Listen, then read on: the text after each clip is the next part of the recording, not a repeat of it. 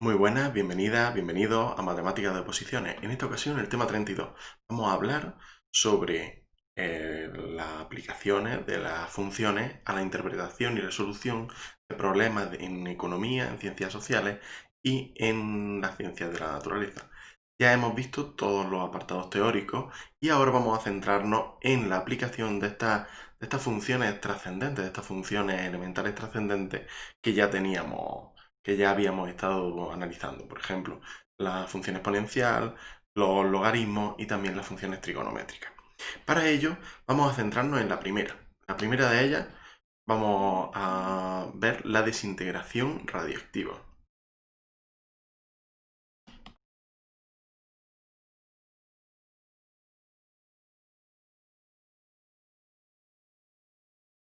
La desintegración radioactiva es un fenómeno físico por el cual los núcleos de algunos elementos químicos, llamados radioactivos, emiten radiación. Esta radiación tiene propiedades como impresionar placas radiográficas o atravesar cuerpos opacos.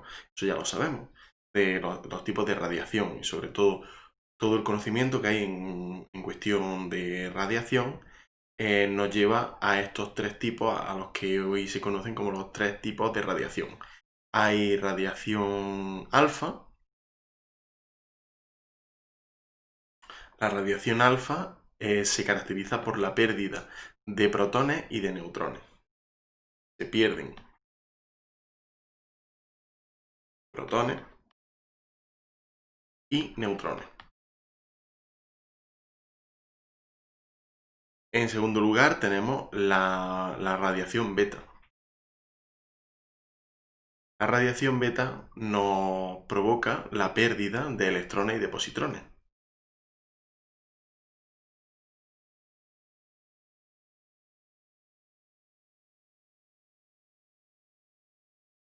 Y en tercer lugar tenemos la radiación gamma. La radiación gamma son las ondas electromagnéticas.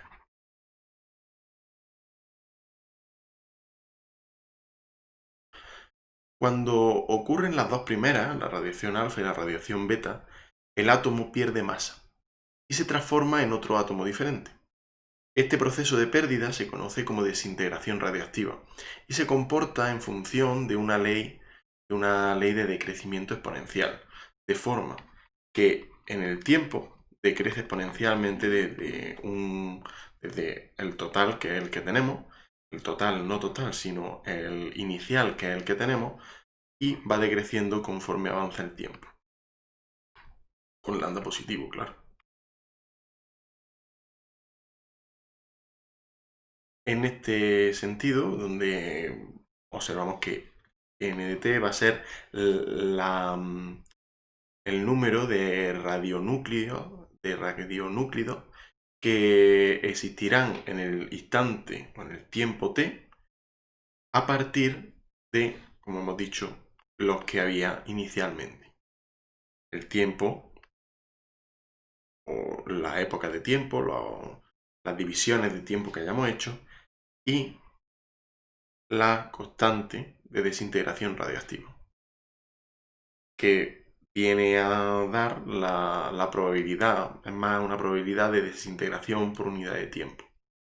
Esta sería la desintegración radioactiva. Es una aplicación, como podemos ver, una aplicación de la exponencial, y también podemos encontrar otras aplicaciones de, por ejemplo, los logaritmos por medio de lo que decíamos y ya adelantábamos como la ley de Richter, la escala de Richter.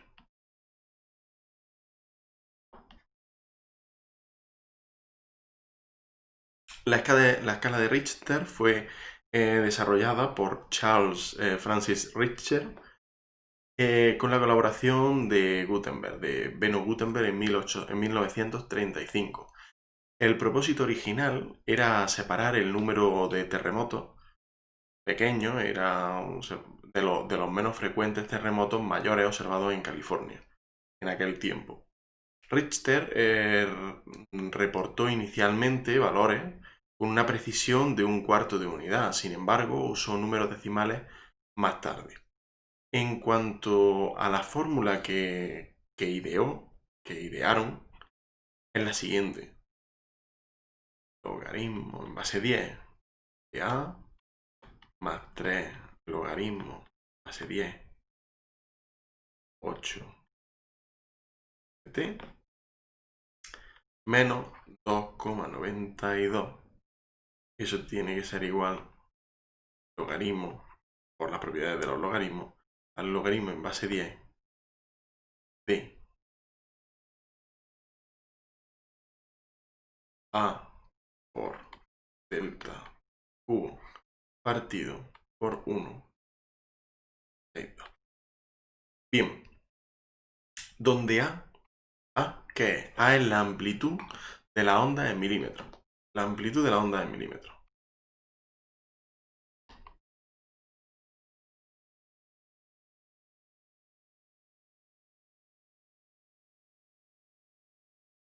La amplitud de la onda en milímetros.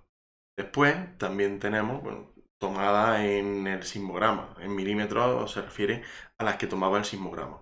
Después tenemos la delta de t, que es el tiempo en segundos desde el inicio de la onda primaria al de la onda secundaria.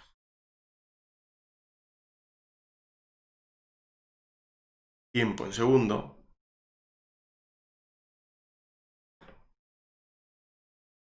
desde las primarias a las secundarias.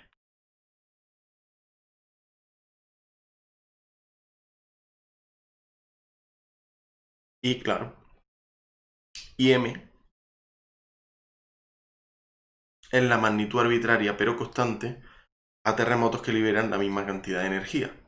Es decir, los terremotos que liberan la misma cantidad de energía son similares en los casos en los que la amplitud y el tiempo entre las ondas primarias y las ondas secundarias se comportan de la forma que tenemos en pantalla con esta ecuación.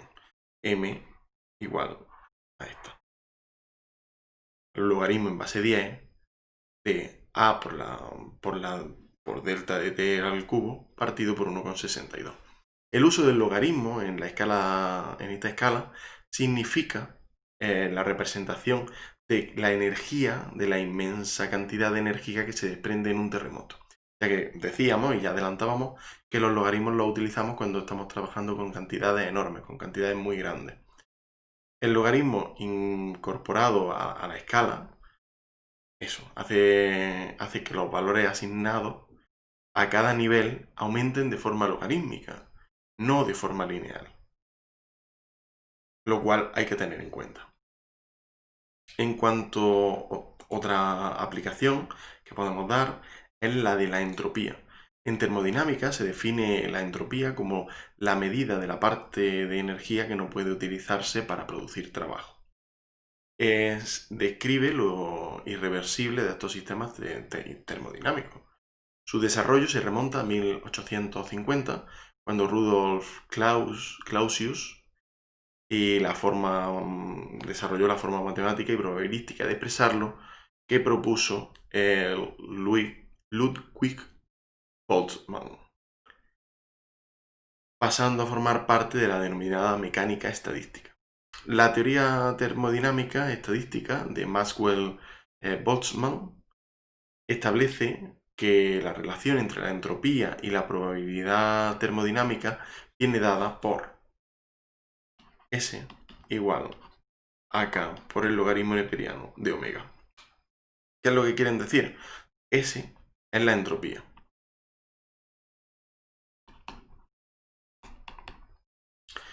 K, la constante de Boltzmann.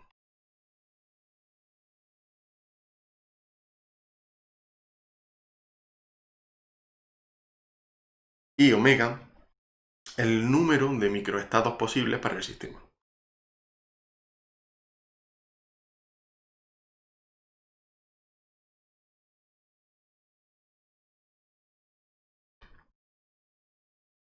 El número de microestados posibles del sistema. La ecuación asume que todos los microestados tienen la misma probabilidad de aparecer. De ahí un comienzo. También podemos ver la relación que existe, el uso que se le ha dado a las funciones periódicas como funciones de serie trigonométricas. las series de funciones trigonométricas se deben, en gran medida, a un matemático que trabajó en ellas hasta dar con la clave, Joseph Fourier. Pero su historia se remonta a mucho antes, cuando en astronomía y en física matemática se representan funciones periódicas y para hacer cálculos, ahora mismo y antes se requería el uso pues, de técnicas de cálculo y solían ser tediosas en los cálculos, en las herramientas que había no eran suficientes como para llegar a una precisión necesaria, la precisión que se buscaba.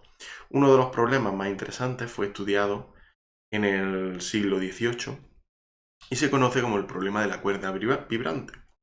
Si se tensa una cuerda flexible y se fijan los extremos, se tira de ella y se suelta, el movimiento que describe es el de la cuerda vibrante. ¿Qué movimiento? Pues una de las soluciones propuestas por Bernoulli, por uno de los hermanos Bernoulli, fue que el movimiento de la cuerda se puede expresar en función del espacio y del tiempo como. Se puede expresar como n igual a 1 hasta infinito de a sub n por el seno de nx por el coseno de nt. Esta fue una de las aportaciones. Sin embargo, sus ideas no fueron aceptadas en su época y recibió fuertes críticas de matemáticos de la talla de Euler o de D'Alembert. Medio siglo más tarde fue Joseph Fourier el que utilizó la idea de Bernoulli para proponer una solución a la ecuación del calor. Si una varilla delgada de longitud pi a lo largo de de pi con longitud pi a 0 grados con una distribución inicial de temperatura f de x, ¿a qué temperatura tendrá el instante t en el punto x? La solución de Fourier fue la siguiente, muy parecida, como vamos a ver, a la que propuso Bernoulli en su día, para la cuerda vibrante.